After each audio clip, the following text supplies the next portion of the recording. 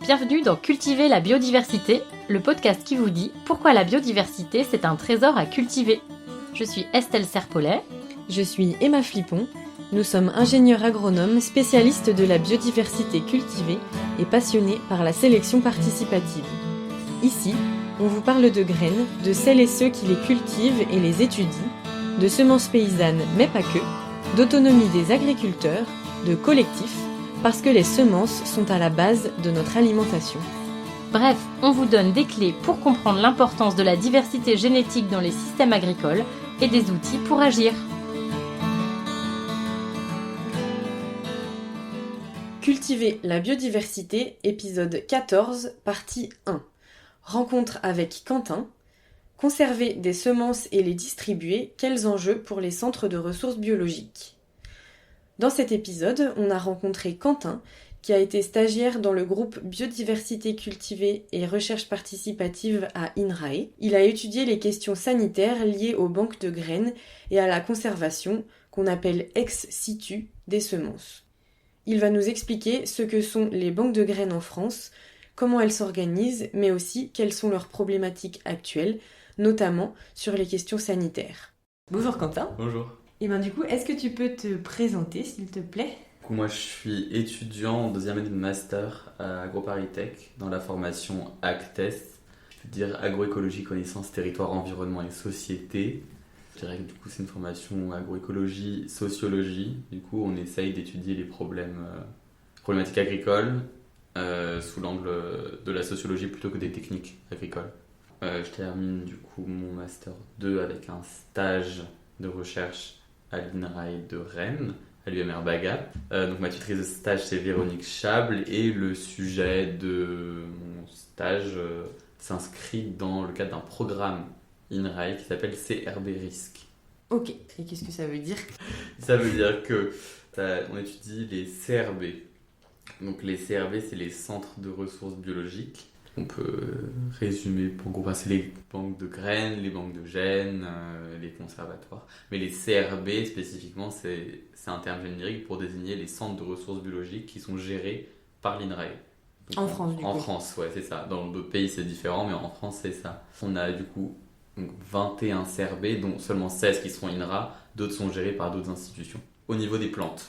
Et du coup, peut-être pour revenir un peu à la base, est-ce que tu peux nous expliquer, on l'a déjà un petit peu expliqué rapidement dans quelques autres épisodes, mais est-ce que tu peux nous expliquer ce qu'est une banque de graines à la base, et du coup peut-être les spécificités ensuite des CRB français ? Du coup, les banques de graines, les banques de gènes, c'est des centres en fait qui maintenant font quand même assez peu de prospection, mais qui en ont fait beaucoup par le passé, pour en gros aller récupérer un certain nombre de variétés que les centres estimaient de valeur pour l'agriculture à leur époque ou pour le futur.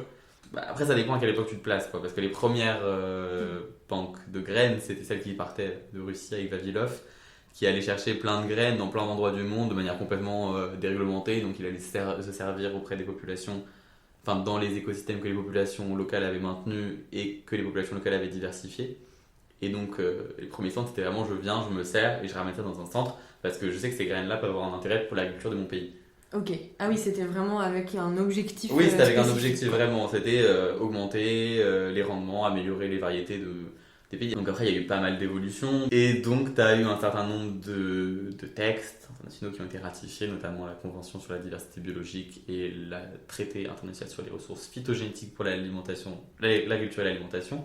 Okay. Donc le TIRPA, pour mieux sécuriser du coup l'accès à ces ressources. Et du coup, entre ce temps-là, tu as un certain nombre de centres qui sont créés dans différents pays, dont les CRB en France, donc qui ont continué de ces missions un peu de prospection, d'échange de graines, pour en gros avoir des collections de variétés pour l'agriculture. Mais du coup, c'est vraiment des structures où c'est des graines qui sont conservées. Oui, c'est des graines, ouais. Okay. C'est vraiment, il y a des frigos. Après, ça dépend des des espèces, quoi. Okay. Donc, oui, les CRB, ils sont en France en tout cas, c'est une spécificité française. Les CRB, ils ils ont chacun une espèce en fait, un groupe d'espèces dont ils sont responsables. On va avoir le Cerbère citrus en Corse, le Cerbère aliacé en Bretagne, le Cerbère prunus en Aquitaine, donc qui vont gérer des genres d'espèces parce que du coup chaque espèce a des techniques de conservation qui sont différentes. C'est sûr que pour les céréales, on va juste conserver les graines. Pour les arbres fruitiers, on va conserver du coup des arbres en fait, donc on va les regreffer. Pour les aliacées, c'est plutôt la conservation de graines, mais par exemple, si tu prends l'igname ou la pomme de terre, c'est des conservations en culture in vitro, vu que c'est de la reproduction végétative et pas la reproduction sexuelle. Oui, reproduction végétative, du coup, c'est reproduction par exemple pour l'igname, par le bulbe. Ouais, par le bulbe, oui, tu vas reprendre le bulbe, oui, et tu vas ensuite reprendre le bulbe que tu vas remultiplier, c'est pas avec les graines, quoi. Okay. Donc si tu le remultiplies pas tous les ans, en fait, tu perds. Parce que tu peux pas conserver la graine, il faut le remultiplier tous les ans. D'accord, oui, donc c'est des choses hyper spécifiques. Et du coup, tu parlais juste du tire-pas, et tu disais que c'était l'objectif de réglementer un peu comment récupérer les semences. Ouais. Est-ce que tu peux juste dire un tout petit peu plus là-dessus ? Enfin, c'est quoi ces réglementations, et est-ce que c'est par rapport au peuple justement chez qui on va aller chercher qu'on a créé cette réglementation ? Déjà, peut-être on commence par la CDB, la Convention sur la diversité biologique. En fait, avant, après, la biodiversité et donc les semences, elles étaient considérées comme un bien commun. C'est-à-dire que tout le monde pouvait venir se servir, prendre le truc, le ramener chez soi et tout ça, c'est super, c'est génial. Sauf que les efforts, on va dire, de collecte et de conservation ont été mis en place majoritairement par les pays du Nord. Et les premières banques de graines ont été mises en place dans les pays du Nord, en fait. Okay. Donc, c'était un discours qui favorisait complètement en fait l'appropriation des semences par les pays du Nord parce que c'était eux en fait qui mettaient les moyens pour les pays du Sud n'allaient jamais chercher nos semences en fait. Donc tu as eu une espèce de razzia qui en soi je sais pas si dramatique ou pas, je suis pas placé pour dire ça, on leur a pas enlevé l'intégralité de la variété quoi. Oui. Mais sauf que ces variétés là ensuite elles ont permis de développer des variétés industrielles et des hybrides qui ont fait beaucoup de bénéfices quoi. Du coup la CDB elle a ratifié pour en gros interdire l'appropriation des variétés des communautés locales, mais en mettant ça sous le droit national en fait, c'est-à-dire que c'était le pays qui décidait si oui ou non la variété pouvait sortir du pays. Ok. Et donc si elle disait oui, il y a quand même une contrepartie, donc un texte qui est soit rédigé, un truc signé par les parties, et notamment une contrepartie financière. Donc il y a eu ça, sauf que ensuite du coup tu as le mouvement paysan qui s'est un peu mobilisé pour dire mais c'est n'importe quoi parce qu'en fait cette biodiversité là c'est pas le pays qui l'a entretenu c'est les paysans locaux qui ont fait des efforts de diversification, de sélection depuis des centaines d'années qui ont permis d'aboutir à ces variétés là. Du coup le tire-pas a intégré du coup le droit et la reconnaissance en fait des peuples et des paysans sur ces variétés là. Donc en fait il y avait une contrepartie qui devait leur être directement reversée et normalement c'était à eux de prendre de décider oui ou non ça pouvait être si ça pouvait partir ouais c'est ça. Et donc si je ne me trompe pas c'est l'article 9 du tire-pas qui légifère sur ce droit là. Et du coup en même temps que ce truc là il y a un truc qui a été mis en place par le tire-pas qui s'appelle du coup le système multilatéral où en gros c'est un système c'est une espèce de système qui relie les pays signataires du tire-pas et en gros au sein de ce système, il faut avoir une circulation facilitée d'informations déjà sur les semences disponibles dans chacun des pays. Ça. Et en gros, c'est aussi dans ce système-là que les fonds sont censés être versés pour compenser l'appropriation d'une graine. Ah oui, et après c'est redistribué. Voilà, c'est censé être redistribué. Okay. Et du coup, chaque pays signataire du tire-pas met à jour ce qu'on appelle une collection nationale qui est représentative des variétés les plus emblématiques d'un pays. En France, on va mettre certains types de blé, de choux, des choses qui sont vraiment très culturelles, quoi. Et en gros, cette collection nationale est mise à disposition du système multilatéral de manière, sans contrepartie. Okay. Ça, c'est un truc pour assurer qu'il y ait quand même une circulation d'un certain nombre de choses sans contrepartie, que ça reste un bien commun, quoi. Mais un bien commun quand même encadré, quoi. Ouais. Et du coup, c'est là où il y a la différence où avant, c'était vraiment tout le monde se servait et maintenant, tu as quand même une réglementation. Mais le truc avec ce système multilatéral, c'est que le tire-pas, il a été ratifié en 2001. Et en fait, la France n'a toujours pas versé sa collection dans le système multilatéral. Et les fonds, j'ai pas les chiffres exacts, mais moi, de ce que j'ai entendu avec les personnes que j'ai interrogées, c'est peanut quoi. D'accord, ça représente rien du tout. Oui, c'est vraiment pas grand chose quoi. Et en plus, c'est quand même un traité qui a été rédigé pour rétablir une certaine équité dans l'utilisation des graines et quand même comment dire, mettre un peu à plat le passé, quoi. Mm. Mais en fait, t'as pas vraiment de fonds qui sont versés pour aider à la conservation dans les pays du Sud. Et en plus, surtout que pas mal de fonds du TIRPA, enfin, je sais pas si les fonds du TIRPA, mais enfin, il y a quand même un mouvement international de la conservation où les fonds continuent d'aller vers seulement des banques de graines, D'accord. genre le conservateur de Svalbard, là. Et il y a très peu de fonds qui sont alloués pour la conservation, ce qu'on appelle in situ, donc chez les populations, quoi. D'accord. Ouais. Parce que c'est pas... Ouais, forcément, j'imagine que un grand centre comme le centre du Svalbard, il est aussi... il a du personnel, il est organisé, entre guillemets, pour percevoir ces fonds-là aussi. Et du coup, ça crée des formes d'injustice, quoi. Oui, mais c'est surtout qu'en fait, t'as eu, depuis le début de la conservation, enfin des mouvements de conservation, oui, on s'est toujours dit, il faut prendre un truc et le conserver Ouais. dans un centre, en fait. Et c'est que là, et donc, comme dit, c'est les pays du Nord qui ont instauré cette manière de conservation, sauf qu'en fait, dans les pays du Sud, là où il y a encore la plus grande biodiversité cultivée, qui est réellement cultivée, quoi, Mm. bah, en fait, t'as pas vraiment, enfin, t'as peu de programmes, en fait, qui soutiennent ça, quoi. D'accord. Ah oui, c'est ce que tu disais, Oui. pardon, quand tu dis conservation in situ, Oui, oui, c'est ça, oui. c'est Oui, dans peut-être. les champs des paysans. Oui, c'est ça, il y a in situ, c'est-à-dire que c'est la conservation là où les graines sont utilisées derrière en tant que plantes, quoi. Donc ça, c'est tous les ans, tu replantes des graines. Et la conservation ex situ, c'est la conservation du coup en dehors du lieu d'utilisation, donc vraiment dans les banques de graines et les frigos et tout ça, quoi. Et justement, tu disais, donc elles sont stockées dans des frigos, mais les semences, elles ont une durée de conservation, Ouais. et donc elles sont ressemées. Est-ce que tu peux nous Ouais. expliquer un peu comment ça fonctionne, ça? Bah, donc après, voilà, il y a des variations entre différentes espèces. Donc, on peut, par exemple, le truc emblématique, les céréales à la paille, quoi. Ouais.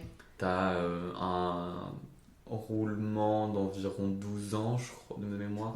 C'est à peu près tous les 12 ans donc voilà, il y a toutes les variétés de blé. Donc il y a un inventaire. Les gestionnaires savent à quelle date tel blé a été ressemé, combien de graines il a, enfin à peu près tout ça, quoi.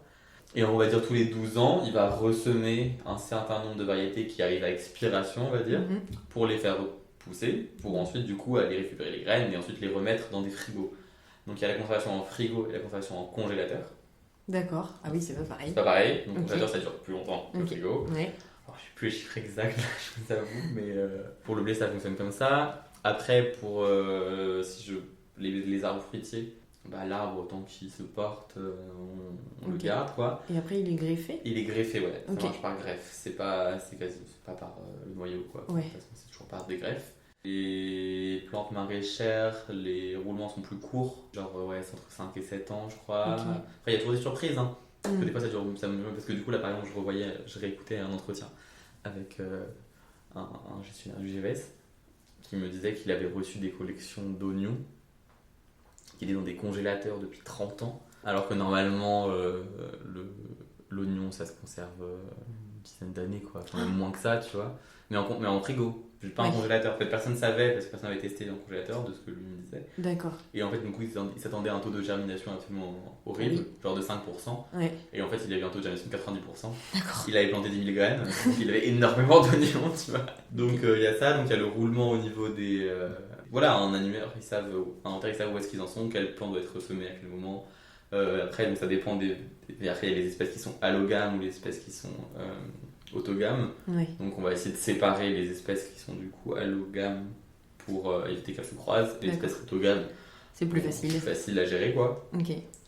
Après, donc il y a les espèces à multiplication végétative, donc comme l'igname par exemple. Mhm. Donc l'igname, c'est tous les ans, on récupère un tubercule qu'on replante en fait l'année d'après.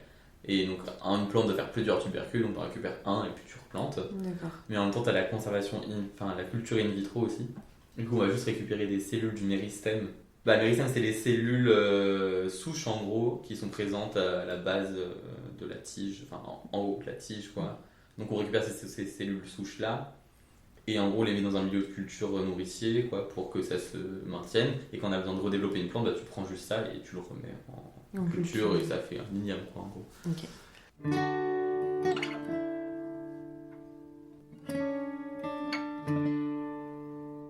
Parce que du coup, oui, on a arrêté l'émission de la Conservation. conservation. plutôt. Mais du coup, le CRB en tant que vraiment institution nationale, quoi, donc gérée par l'INRAE, il y a 5 missions qui sont identifiées. Donc on a la mission d'acquisition, de conservation, de multiplication, de caractérisation et de distribution. Donc on a vachement parlé de la mission de conservation, donc avec on a des graines, et donc en gros c'est vraiment une mission de gestionnaire, quoi, savoir quelle graine va être plantée à quel moment, dans quelles conditions, qu'est-ce qu'on veut conserver, est-ce que ça c'est utile ou pas. Donc la multiplication, c'est dans le cas où on reçoit très peu de graines. Donc on va recevoir 6 graines en fait d'une variété, donc il faut la remultiplier avant de pouvoir la conserver, parce que sinon ça sert à rien. La caractérisation, du coup, c'est quand les CRB reçoivent des variétés qui ne sont pas connues, dont le nom n'est pas vraiment connu, ou dont les caractéristiques ne sont pas connues. Donc, notamment dans un contexte agricole, il faut les caractériser avant que ça puisse avoir un intérêt pour les utilisateurs finaux. L'acquisition, donc on en a parlé de comment ça se faisait avant. Maintenant, c'est plus, comme toutes les banques sont plus ou moins en contact les unes avec les autres, elles ont toutes des banques de données de leurs variétés. En gros, elles vont chercher dans les centres qui les intéressent s'il n'y a pas une variété qu'ils n'ont pas, qui pourrait avoir un intérêt pour le pays ou pour l'Union européenne. D'accord. Et du coup, ils vont chercher ça. Après, l'acquisition, des fois, ça se fait aussi par des particuliers qui viennent directement voir les CRB en disant moi, voilà, ma grand-mère, elle a planté un pommier il y a genre 90 ans. Il est là, je sais pas ce que c'est. J'aimerais bien le faire conserver. Ok. Ah oui, donc quelqu'un peut venir. Oui, quelqu'un peut venir complètement. Ok. Et donc, si c'est une variété que le CRB n'a pas, qu'ils ont la capacité pour le conserver, ils le font. D'accord. Il y a même des pays, par exemple le CRB Igname, il y avait une Igname qui était présente sur une île de la Caraïbe, mais pas française, où il y avait une Igname sauvage un peu. Et en fait, il y a des gens de cette île qui étaient venus voir du coup le CRB en disant celle-là, nous on l'aime vraiment bien, elle est vraiment culturelle, et on se dit autant la conserver, ça peut être utile. D'accord. Donc elle a mis en collection, la gestionnaire du CRB Igname, elle a mis en collection une Igname comme ça. Ok. Mais en tout cas, comme tu disais, il n'y a plus aujourd'hui de campagnes, entre guillemets, qui vont battre la campagne pour en récupérer, quoi. Pas de ce qu'on m'a dit, pas de ce que j'ai vu, tu vois, mais donc je pense que quand même ça s'est arrêté. Oui, puis en plus, j'ai l'impression qu'il y a déjà tellement de choses. Oui, en fait, choses. il y a déjà tellement de choses, oui. Ouais. En fait, quand tu vois le CRB, c'est à la paille, mais c'était... Oui, non, mais c'est vraiment énorme, Ok. C'est vraiment, vraiment énorme. Ça compte en milliers et milliers de variétés. Mais en même temps, tu dis en milliers et milliers de variétés, mais en fait, ça reste peu Voilà. par rapport à la biodiversité, en fait, qui existait, ou qui existe encore vraiment enfin, tu peux en trouver encore plus, en fait, en sauvage ou en cultivé par des populations locales. Parce qu'en fait, là, on parle d'un centre, en fait. Donc nous, en France, on a 16 centres. Donc chaque centre gère une variété. Donc, enfin, une espèce, je veux dire. Ok. Un type d'espèce. Ça, c'est une spécificité française. Dans la plupart des autres pays, il y a un gros centre qui gère nationalement tout. Ok. Donc, je sais pas s'ils ont autant de variétés. Et en plus, il ne faut pas non plus oublier que donc c'est juste un centre. Ils sont en moyenne 5 dans l'équipe. C'est pas énorme. Ils n'ont pas non plus des frigos à non plus finir. Et il ne faut pas oublier que dans le monde, tu as quand même encore des millions de communautés, enfin de personnes dans des communautés locales qui maintiennent des biodiversités qui sont toutes différentes entre les communautés, quoi. Ouais. Donc si tu fais la somme, j'ai pas les chiffres, on n'a pas vraiment les chiffres, mais ce serait pas étonnant qu'il y ait encore plus en fait dans les communautés locales. Ouais. Oui, c'est difficile de se rendre compte en fait de ce qui existe ou de ce qui existait aussi surtout. Ouais. Ouais. Et puis oui, une des choses aussi qu'on voyait, c'est que pour leur mission de conservation, ils ne conservent pas non plus des quantités par échantillon qui soient énormes, donc ça réduit aussi la diversité génétique des échantillons. Quoi. Carrément, ouais. Oui, mais par exemple, sur le maïs, c'est compliqué parce que je crois que c'est le CRB à Montpellier qui conserve des variétés de maïs. Ils ont 400 individus, même moins que ça, tu vois, et donc c'est des allogames, et du coup, en fait, elles se croisent. Enfin, c'est hyper compliqué. C'est au niveau des dérives génétiques, c'est vraiment pas bon, quoi. Oui, 400 individus par accession, par variété. Enfin, quand ils les remettent en charge, je sais. Ouais, mais je sais que c'est très peu. C'est très peu. Okay. Autant en blé, tu vois, ils sont en autogame, ils récupèrent la même derrière, c'est pas très grave, mais oui, c'est peu, et en plus c'est peu, et du coup, oui, donc peu, donc par rapport à leur mission de distribution, qui est donc la 5e et dernière mission, c'est très compliqué. Mais comme ils ont peu d'individus de chaque variété, peu de graines et tout ça, en fait, ils peuvent pas vraiment distribuer à grande échelle. Oui, c'est sûr. Ça reste des tout petits lots qu'ils envoient, qui sont majoritairement envoyés du coup à la recherche ou aux industries. Parce que ces acteurs-là, en fait, soit cherchent un gène, soit cherchent un truc particulier pour pondre un papier ou développer une nouvelle variété. Mais à partir du moment où ils ont développé la nouvelle variété, ils vont pouvoir derrière remultiplier autant qu'ils veulent. C'est pas un problème, ça, ils ont des stations. Mais pour les agriculteurs, c'est vraiment pas du tout une structure qui est adaptée à leur mode de fonctionnement parce que Ça voudrait dire qu'ils doivent récupérer des variétés et ensuite attendre de faire 2-3 années de multiplication, en sachant qu'ils ont déjà quand même des charges lourdes de travail au quotidien. Donc si en plus derrière tu rajoutes des missions de multiplication des graines que tu reçois, tu vois, ça devient genre un casse-tête encore plus. Donc il y a très peu de gens qui le font. C'est des passionnés en général, des gens qui sont vraiment passionnés de diversité, qui sont souvent ancrés dans des milieux de type réseau semences paysannes. C'est pas l'agriculture conventionnelle qui va venir se fournir en variété auprès d'un CRB. Mais techniquement, c'est possible, légalement. Techniquement, c'est possible, parce qu'en fait, si tu avais tous les agriculteurs de France qui venaient se servir dans les CRB, en fait, ça ne marcherait pas. Ce serait pas possible. Donc, clairement, la mission d'un CRB, c'est la conservation. Oui. C'est pas la distribution. Oui. Enfin, même quand ils en parlent, leur cœur de métier, c'est vraiment la conservation.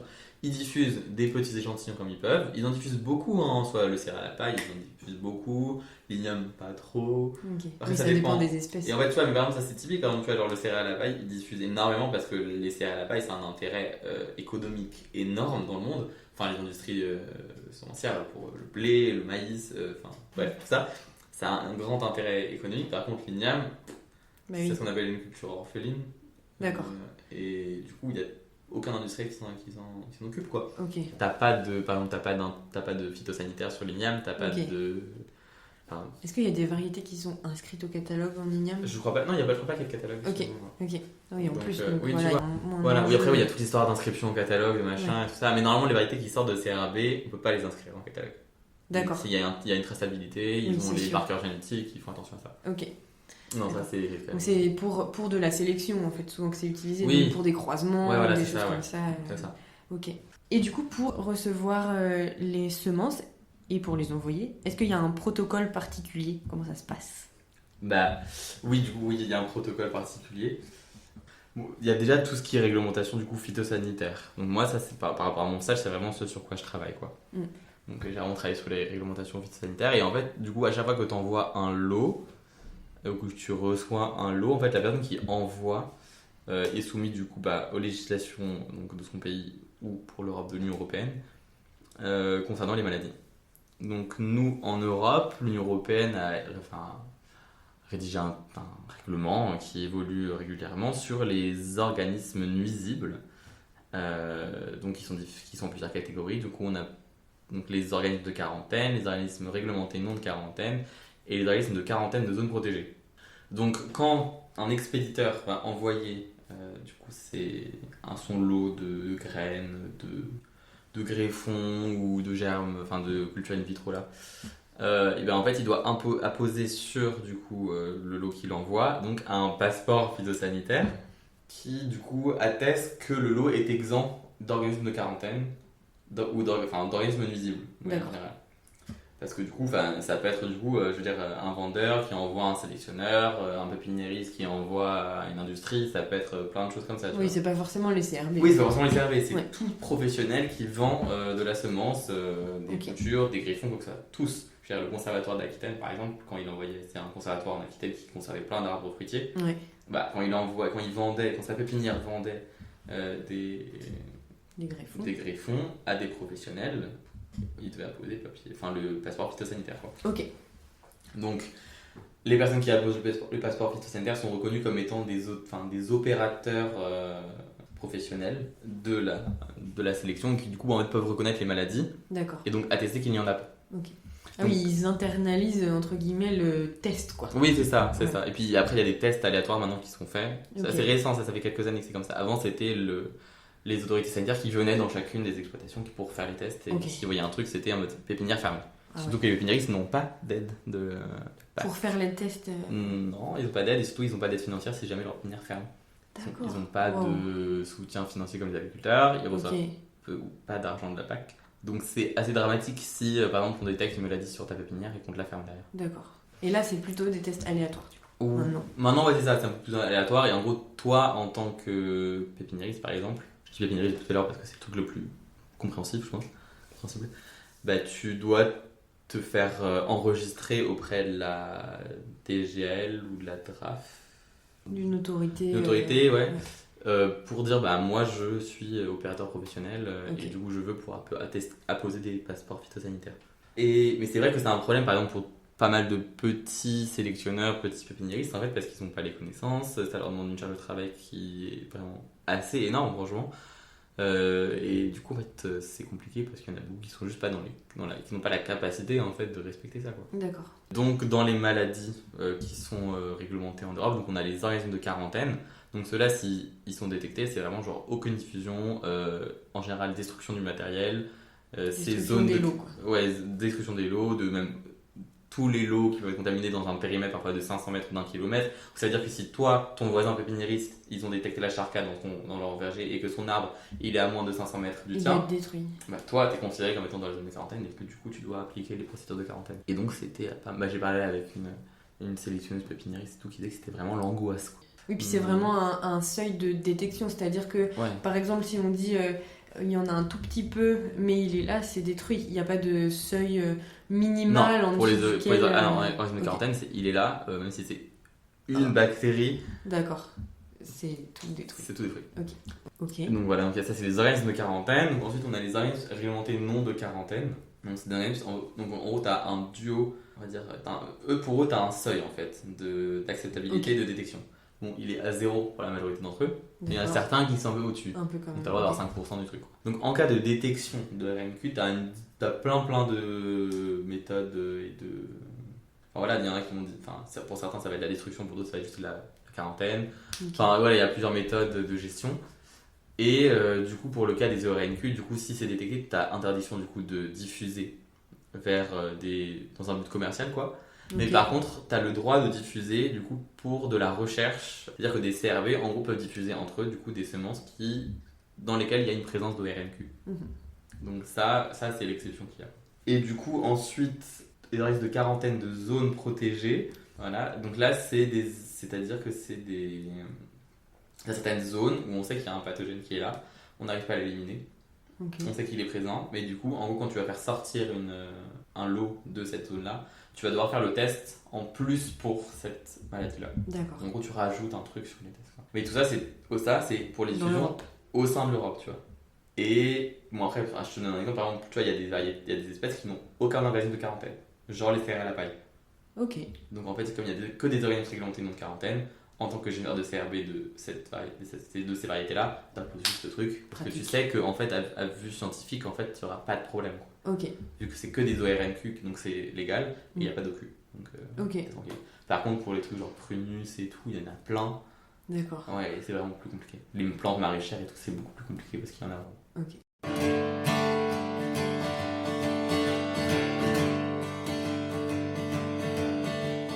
Donc ça, c'est pour l'Union Européenne.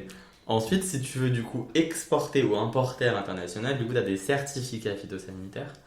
Et donc là, ça dépend en fait, c'est du coup comme le passeport phytosanitaire, mais du coup, en fait, en gros, c'est un certain nombre de maladies qui sont demandées par le pays, enfin des maladies qui doivent être testées pour être sûr qu'elles ne sont pas dans les semences, du coup, pour ensuite exporter vers le pays, ou nous l'importer, parce qu'il y a des pays qui ont des mesures, enfin des réglementations moins drastiques que nous, en fait, et qui du coup ont moins de maladies. Oui, j'imagine c'est très dépendant des pays, des Ouais. besoins, des climats, de beaucoup de choses, quoi. Oui, c'est ça. Et puis voilà, par exemple, et aussi du coup les territoires outre-mer de France en fait sont pas considérés comme dans la zone Union européenne pour tout D'accord. ce qui est certificat et passeport phytosanitaire. Ok. Et du coup par rapport au passeport phytosanitaire, en fait, il est pas nécessaire pour tous les types de produits végétaux. En fait, donc il est nécessaire pour tous les végétaux qui sont destinés à la plantation autre que les semences. Enfin, les végétaux en racines, les boutures, les plantes donneuses, les greffons, les tubercules, tout ça en fait.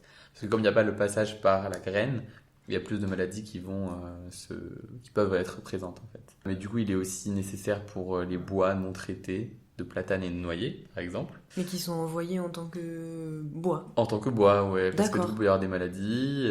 Donc là, enfin, je ressortis les textes. C'est donc toutes les espèces de Juglans, Platanus et Prerocaria. Et du coup, il y a certaines semences en fait qui nécessitent un passeport phytosanitaire parce qu'en fait, il y a certaines semences sur lesquelles on a identifié des organismes de quarantaine et des organismes non réglementés de quarantaine. D'accord. Réglementés non de quarantaine, pardon. Donc toutes les semences n'ont pas ces organismes-là. Donc à partir du moment où il n'y en a pas, tu n'as pas besoin de faire un passeport phytosanitaire. Donc en tant que vendeur, il faut que tu saches en gros Ouais. quelles semences sont soumises à ce passeport ou pas, quoi. Ouais, en fait, il y a une liste qui a été mise à jour, c'est avec la réglementation de 2019 là, du Parlement européen. Et donc, ils ont mis à jour énormément d'ORNQ.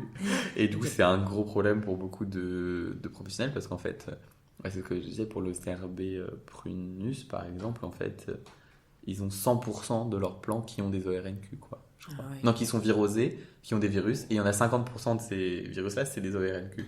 Et que donc le passeport phytosanitaire, il est nécessaire si on l'envoie du coup vers un opérateur professionnel, donc quelqu'un qui va utiliser en fait le végétal pour multiplier de la semence, dans un verger, dans un pépiniériste, tout ça, dont le végétal va servir à vendre derrière des produits. Par contre, donc la vente, ça inclut aussi le don et le troc. Et donc le passeport phytosanitaire n'est pas nécessaire quand c'est pour une mise en circulation vers un utilisateur final, donc un particulier ou un abatteur. D'accord. Donc la dernière personne qui va l'utiliser en y ajoutant une valeur commerciale. Si c'est juste à but, voilà, dans mon verger, je veux des pommes. Parce qu'en fait, ils considèrent que si tu vas vers un opérateur professionnel, ça va se rediffuser encore plus, tandis que vers un opérateur final, ça s'arrête. Et du coup, pour les utilisateurs finaux, donc pas besoin de passeport phytosanitaire, sauf dans les cas de vente à distance, c'est-à-dire par les catalogues ou internet. Donc en fait, là il faut un passeport. Par contre, quand je dis qu'il n'y a pas besoin pour l'opérateur final, l'utilisateur final, c'est quand tu vas acheter en vente directe, en fait, quoi. D'accord. Et pour tout ce qui est fourniture en zone protégée, donc pour zone protégée, c'est des zones qui ont été définies où à l'intérieur on sait qu'il y a un risque, en fait, du coup il y a plus de restrictions. D'accord. Et il y a des végétaux qui sont soumis à des exigences en plus dans certaines zones parce qu'on sait qu'il y a par exemple Xylella Ok. et que du coup quoi qu'il arrive en fait il faudra faire le test, quoi. Merci. Et du coup, à un moment, tu as parlé de pépiniéristes ou de structures plus petites qui faisaient quand même de la conservation. Oui. Donc, il y a des structures qui sont pas des CRB, mais qui font quand même de la conservation. Ouais. Ok. Et du coup, c'est quoi comme type de structure? C'est quoi leur objectif? Du coup ça va vraiment dépendre des utilisateurs, des gens, quoi, des structures. Ok. C'est vrai qu'en général ils conservent en termes de nombre de variétés des quantités bien moins importantes, mais il y a quand même beaucoup d'acteurs qui le font, donc en fait je pense que ça représente quand même beaucoup de variétés, je pense que c'est très intéressant, quoi. D'accord. Ça peut être du coup des passionnés qui ont décidé d'ouvrir un conservatoire du dahlia, vont récolter plein de dahlias et vont les faire pousser dans un jardin, d'un terrain qu'ils ont réussi à avoir par la municipalité. Ils vont réussir à avoir en mode des subventions de la région, machin, mais du coup souvent c'est un peu une course aux subventions pour réussir à rester À faire tenir le truc parce que c'est du travail. Ok. Donc même si t'es passionné et que tu fais ça juste pour le plaisir sans vouloir gagner de l'argent avec, ça demande de l'argent. Donc il y a des trucs un peu de passionnés, t'as des arboretums, t'as des jardins botaniques, t'as des conservatoires botaniques, t'as des conservatoires régionaux, t'as des associations genre les croqueurs de pommes par exemple, ou les croqueurs de carottes, qui ont des missions du coup les croqueurs de pommes, ils sont allés chercher plein de variétés qui étaient perdues un peu dans les vergers de Bretagne, d'Île-de-France, tout ça. Puis ils ont fait un verger où ils ont mis toutes leurs variétés de pommes, quoi. D'accord. Après. Donc c'est aussi à viser, j'imagine, de grand public pour sensibiliser sur la diversité, quoi. Certains oui, clairement, tu vois. Et d'autres pas du tout. D'autres, c'est des visées économiques. Économiques. Il y en a qui ont des visées économiques. Si moi j'ai des exemples en tête, tu vois, il y a Renova en Ariège. De base, c'est des passionnés qui se sont dit, mais c'est vrai que dans les vergers de nos aïeux, il y a plein d'arbres qui sont là, tout seuls, qui sont en train de dépérir, quoi. Du coup, ils se sont mis à faire de la prospection dans les vergers abandonnés. Ouais. Ils ont récupéré en gros toutes les variétés d'arbres fruitiers, notamment des châtaigniers, qui qui allaient disparaître en fait, sinon, parce qu'avant t'avais les vieux qui s'occupaient de leur jardin, maintenant ils sont morts, mais en fait il y avait personne qui s'en occupait parce que les jeunes n'ont plus ce rapport là, quoi. Ouais, ils se rendaient pas compte qu'il y avait des trucs intéressants, intéressants, qu'il y avait une importance, que ça soit culturelle ou même économique ou agronomique, ça peut être intéressant, quoi. Et du coup, Renova, là, ils ont du coup fait de la prospection, ils ont récupéré plusieurs centaines de variétés de châtaigniers, mais autres aussi, je crois qu'il y a des abricotiers, des pêchers, des trucs comme ça. D'accord. Donc ils ont tout replanté, et en fait, au fur et à mesure, c'est transformé en une pépinière. D'accord. Et en fait, tous les ans, du coup, ils vendent des greffons de la protection, tu vois. Donc voilà, mais après, ça s'est resté hyper centré, quoi. Ils sont pas partis au Pérou pour prendre les variétés des Quechua, tu vois. Non, ils étaient en Ariège, ils ont pris leurs variétés dans leur département, et maintenant ils les revendent. Mais c'est pas un truc énorme. D'accord. C'est un petit truc, tous les ans, ils font la vente générale, je sais plus comment ça s'appelle, tu vois, et Ok, ils font ça. Mais du coup, ça tient économiquement parce qu'il y a un modèle économique. d'accord. Et sinon, par exemple, deuxième exemple, tu as le conservatoire d'Aquitaine qui, en gros, a récolté, enfin, c'était, je crois, plein de collections de différents vergers qui étaient gérés par la région, je sais plus quoi, mais en gros, ça a perdu son gestionnaire, c'était plus géré. Du coup, il y a une association qui s'est créée pour, en gros, récupérer tous les trucs, les planter dans un jardin. Ok, Donc, un jardin, du coup, un peu botanique, quoi, ouais. où les gens pouvaient passer, visiter, rencontrer, il y avait des formations, des séminaires, des trucs comme ça, quoi. Donc de plein de variétés, ils ont vraiment beaucoup de variétés. Et en fait, du coup, tu avais l'association, donc avec des bénévoles, mais à côté, tu avais aussi du coup une pépinière, D'accord. où du coup là, tu avais 3-4 personnes employées à temps plein pour en gros la pépinière qui faisait des ventes, quoi. Mais ils conservaient plusieurs centaines de variétés de tout type, quoi, tu vois. Donc c'est pas rien. Et donc voilà, t'as plein de. Et puis après, t'as des passionnés qui ont ouvert, genre le conservatoire de la rose. Ou je sais pas, enfin oui, juste des passionnés des fois qui dans leur jardin en fait adorent tel type de plante et en fait on en a plein. Ils se disent pas, oui, je conserve la biodiversité. Oui, il n'y a pas forcément cette notion de conserver un patrimoine. Pas forcément, non. Ok. Après, souvent il y a cette C'est le idée-là. cas quand même. En Ok. plus, il y en a souvent qui te parlent aujourd'hui avec le changement climatique et tout. C'est vrai que c'est important de conserver des variétés. Il y en a qui le font vraiment. La plupart des gens, c'est vraiment une passion, quoi. Ok. Parce que c'est quand même lourd, t'es pas soutenu. Hein. Mais oui, tu parles Ouais. beaucoup justement de soutien économique et moi j'avais entendu que même les CRB en fait aujourd'hui ils sont en manque de moyens. Et ouais, ça du coup tu l'as vérifié qu'ils sont en manque de moyens. Ouais, ils sont grave en manque de moyens. Bah, en fait, là, j'ai fait les journées. Bon, on va commencer par les CRB déjà. Mais c'est vrai que les CRB, ils ont des manques de moyens parce qu'en fait, en gros, les CRB reçoivent enfin, ils ont leurs frais de gestion, c'est-à-dire les salaires qui sont payés par l'INRAE en général ou le CIRAD, ça dépend. D'accord. Il y a aussi certains CRB qui sont gérés par le CIRAD, Ok. notamment celui de Guadeloupe. Et donc les frais donc de fonctionnement, on va dire, sont payés. Mais en fait, si par exemple un frigo tombe en panne, en fait, ils doivent proposer un projet pour recevoir les financements pour acheter le frigo.